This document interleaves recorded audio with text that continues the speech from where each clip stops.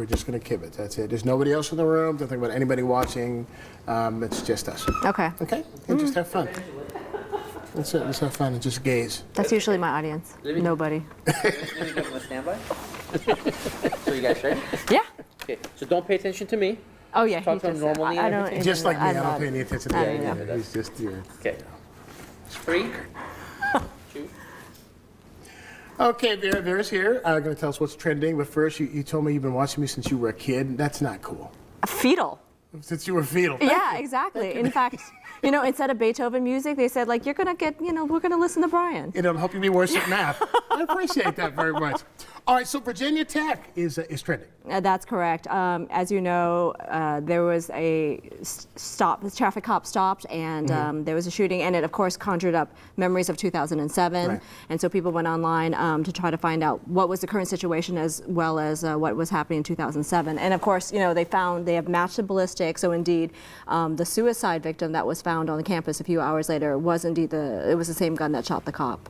Yeah, so now there was a lot of tweeting that was coming out of Virginia Tech during the lockdown. People were tweeting and emailing and posting on Facebook what was going on step by step as well. Exactly. You know, back in 2007, in fact, this year, Virginia Tech was facing a fine for not giving sufficient warning back then. And so obviously the campus have improved in terms of the notification, but now there's all these other means that people have as well. And that happened with the Fort Hood shooting. Like any disaster now, that is the first line of information that you're going to turn to. Back in 2007, people were checking webcams. Now you can check your tweets. Now, in more upbeat, positive news, Dottie Sandusky. Yeah, it's like all the nasty stuff is trending this week. Okay, Dottie Sandusky, why is she trending? Well, as you know, Jerry Sandusky is wearing an electronic bracelet right now and staying at home. More charges have come out, and Dottie is standing by her man, and so people are checking it out, just seeing, you know, what does she know, because an accuser said that she was in the house when an incident happened. In the basement, right? In the basement. Okay. Well, she wasn't in the basement. She wasn't in the basement, but he was being abused in the basement. Yeah, and she actually released a public statement and specifically addressed that, saying, like, you know, we never had kids in the basement or fed them there, and we don't know where these accusations are coming from. And it's not just Dottie that people are checking out. Of course, their foster parents, they're checking out the whole family and seeing how they're dealing with all this. All right. Now the 26-toed cat. How did somehow I missed the 26-toed cat? Well, you know, I'm allergic to cats, so I didn't. So am I. So am I. I'm horribly allergic to cats. So I didn't realize that was only 8 toes more than the norm. So already they're freaks of nature. See, I've learned this just now. Literally just now. Are you kidding? That's 8 toes more than the norm. That's all that is. Than the norm, right. And so Daniel, my brother, this was a cat that was turned into a shelter in Wisconsin, and found out he had 26 toes.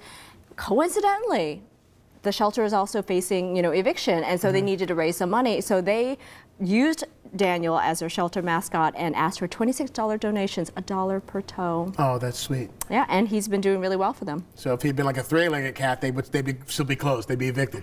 So it's a good thing that he had. Okay. Oh, I love this story. The Sheen wake-up call, where he accidentally. Well, go and tell us. Where he accidentally tweeted out his private line in a error of Wiener-esque proportions.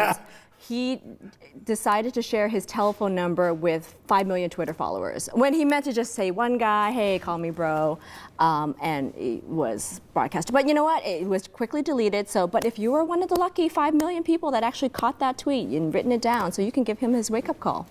Give him his wake-up call. All right, now there's the list of the top obsessions for 2011. Charlie Sheen's at the top, and then the rapture, camping.